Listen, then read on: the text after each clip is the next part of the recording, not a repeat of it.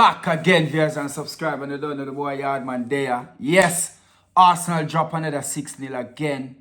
It's becoming the norm for Arsenal to go out and score over 5 goals. Well, Sheffield they have been annihilated from the first half. And we are the 5th team now to score 5 goals in the first half since the Premier League has been started. I should say the Premiership to the Premier League, because people don't realize it was a Premiership first, then it turned over to the Premier League. And well, Mikel Arteta and Arsenal has just been ruthless, and I like this ruthlessness about us. And we've been scoring goals for fun. I mean, having the better goal average just like 1 point. So if they come at the end of the season and everybody lock up on 100 points and Arsenal have the better goal average, that count as 1 point. So Arsenal will be win the Premier League and goal average. And it is good to see 6 different players score tonight. It is marvelous, wonderful, fantastic. But it was like a bittersweet because Sheffield United just didn't come out to play. Chris Wilder, I don't know what he go with 4 at the back, and when he was 3 down, he go at 5 at the back. I just don't get it. Like, what are you trying to defend? Why you make a change and go 5 at the back to stop Arsenal from score? Because you were 3-0 down with 4 at the back, and you make a change, and then you go 5 at the back. I just didn't get that. It was just so one-sided football game I ever watched. It was getting a little bit bored. I was bored, like, come on. Bit boring now. You don't... Chris Wilder, you didn't try nothing. You were saying in a press conference that, you know what, you're just going to come out, you're just going to give it a go. You're going to give Arsenal something to think about. You're going to attack. I didn't see nothing like that. Why you name the Blade? Why they name Sheffield United the Blade? Because, I mean, that Blade is so dull. It is so dull. Arsenal is on a rampage, and Arsenal look like they're taking no hostage. I want to say hostage. Arsenal taking no hostage. And it is good to see that, you know, because having the likes of Man City and Liverpool play over the weekend, it was a bit of pressure on Arsenal to come out. And you just never know. Even though the last 3 times we went to Sheffield United, we beat them. But trust me, football is a funny game. You just never know tonight what will happen. And in the back of my head, I said, you know what, I will even take a 1-0 and just get a clean sheet, get the 3 points, and just call it a day. Just get the 3 points. However we get it, as long as we get the 3 points. But it was like 6 points. Yeah, I mean, it was like 6 points because Arsenal was ruthless, and fantastic to the guys them to come out and, like I said, get the first goal. Because when teams decide to play that low block and sit back, playing at home, you know, Sheffield United have one of the biggest pitch in the Premier League. They have one of the biggest pitch, or they have the biggest pitch in the Premier League. And we spread them out, and they were in the first half, first 40. And one thing before I even get into anything, I don't like it when fans leave the ground. 14 minutes in the game and Sheffield United fans was leaving. That's disrespectful. If you support the club, support the club. Do not walk out no matter what happened. Back the club. Sit there and watch it. Because if Sheffield was winning or Sheffield was beating Arsenal, you lot would have sit there and watch it. You'd have enjoy it. Not because you're losing. Yes, we know that you win only 3 games since the season start. That's not our fault. You choose to support Sheffield. You choose to come from that area, and you choose to support them. So why support them through the thick and the thin, the good and the bad? Because I know Sheffield win the championship last season and they come up in the Premier League. So why not backing them? Why back out? That's not a good supporter. I just didn't like it. I mean, Newcastle last week didn't leave, and the reason for that, there was no train back to Newcastle, so they have to stay. I see West Ham leave. It is not nice. Fans, supporter, it is not nice when your club is or your team is losing, you don't show the support. You have to show the support, whether they're playing good, whether they're playing bad. If you want to protest, you protest, but show the team the support. You are a supporter. That's what a supporter do. They support. You can rant afterward, they can say afterward, but show support. Don't walk out on them. It don't look good. Sheffield, West Ham, and all the other team that Arsenal annihilated. You like walk, I know, hands up to Newcastle. Like I said, Newcastle couldn't walk away because there was no train running for them to go back to Newcastle. So they have to stay there and stick it out. So run off applause to Newcastle, but the rest of the team, them, you can't do that. It's not nice, man. Support your team, back your team. Through thick or thin, back them. That's who you choose to support. Be a supporter. Be a fan. Stick to your team. So, Chris Wilder, I mean, I don't know what he's doing. I don't know. It's all one-sided. I don't know where to start from, but like I said, well done to Arsenal to go out there and show ruthlessness and get the 3 points. It was very hard for we to play on the Monday while Liverpool and Man City play already and put the 3 points in the bag. We all played 27 games. So it was a little bit hard for us to go there and keep the focus and, go there and get the job done.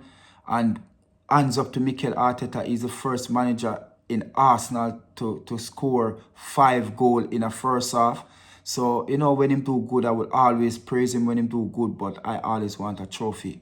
So, I'm not going to stop saying that. I need a trophy. Just give me a trophy. That's all I need. And like I said, I'm not going to stop saying that. Is Mikel Arteta going to give me a trophy? Well, we're in the race. We're 2 points behind Liverpool, 1 point behind City. So that's a game. Liverpool have to play Man City. So whatever happened there, I would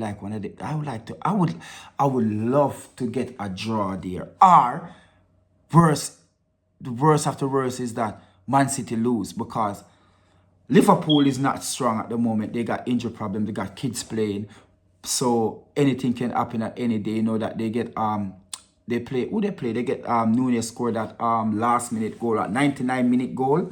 Nunez scored, and it was a little bit where I put it now. It wasn't the goal shouldn't stand. Put it this way, but like I said, when Liverpool is lucky, they're just lucky. And yesterday they were lucky to get the win. So we'd have to get our win. Man City as well. I mean, Man U was leading, and Rashford scored one of the most. Well, I said what them said the balls travel at 100 odd mile per hour. So they would have said the strongest kicker, whatever they want to put it down to.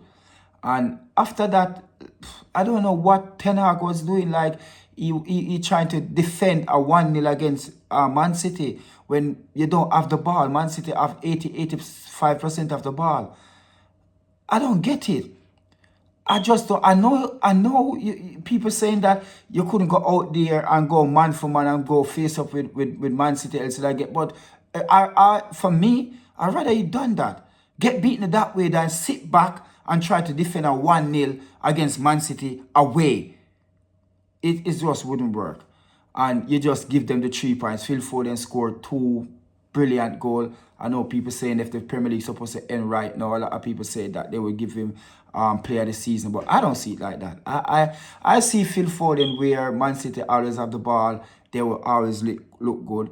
Put Phil Foden in a team that's going to struggle and see how him cope. And that's when you know when a player is a good player.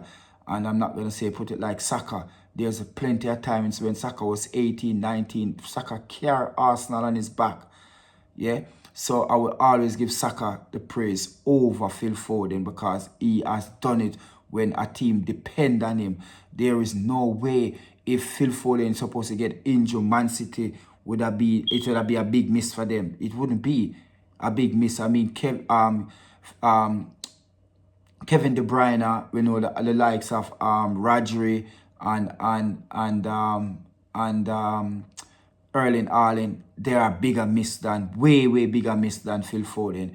And if Saka's to get an injury, Arsenal will look a little bit shaky, or we will be shaky, because we know what Saka bring to the team. We know what he can do. See tonight, even though he didn't score, but he created that goal. It was a home goal, but this is what him can do. Drop him shoulder and just beat the man after dribble so quick, and he's strong, and he's got a lot to his game. I believe Saka is one of the first name on England team sheet. The first. I don't care what people want to say where Phil Foden going to play. If he's going to play on the left, he's going to play in the middle. I can't see Phil Foden play in the middle, because where Bellingham playing, you got the likes of Bellingham, Declan Rice, and who's going to be that next holder? Is it going to be Maddison? So where are we going to put Phil Foden? Are you going to start the likes of Rashford on the left? Are you going to start Phil Foden? I know people's balling over Phil Foden to start on the left. I don't see like that. I see more Rashford to start on the left, because whether or not Rashford is not playing good at Man U, you have to understand he will be playing with the likes of Declan Rice, Bellingham, so Harry Kane. So he will play now with a lot more better player around him. So he will shine better in an England team than Man U. Man U is struggling now. He doesn't have the likes of Luke Shaw and what's his name? What's the next thing in the name who get injured? There's a couple players out. So Man U doesn't look strong. They're not strong. They're not playing a good football. You know, Rashford is the most senior player in the team. So they are looking up to him.